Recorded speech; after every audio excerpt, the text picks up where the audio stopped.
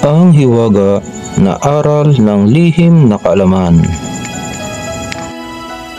Magandang araw muli sa inyo mga kapatid.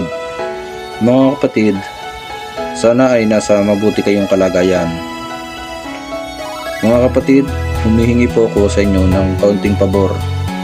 Mga kapatid, ang hihingin ko po na sa inyo na pabor ay makikishare po ng ating video sa ating mga kaibigan na gustong matuto sa mga lihim na karunungan at sa mga gustong matagdagan ang mga kaalaman sa mga orasyon. Mga kapatid, sana po sa maliit na pabor kung ito ay malaking tulong na sa ating YouTube channel.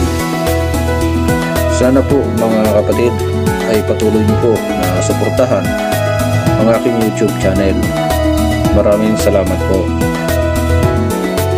Mga kapatid, may babahagi po ako sa inyo na mga operasyon na pwede niyo po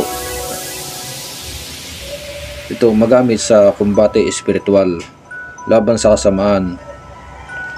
Mga kapatid, ito pong mga orasyon na ito ay kailangan po na tapos na kayo magpuder at debosyon ng 49 days bago nyo po ito gamitin sa panggagamot.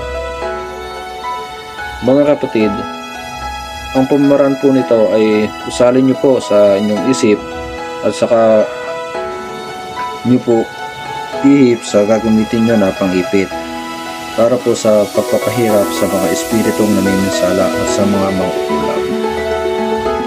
Mga kapatid, muli nyo po itong kopyahin at inyo po itong matrahin para po inyong mapagana ang bawat orasyon.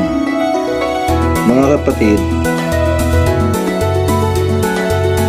kapag napasampan nyo na po o nahuli ang isang espiritu o mangkukulam, ay huwag nyo po siyang pakakawalan hanggang hindi niya inaalis ang sakit na kanyang nilagay sa inyong pasyente.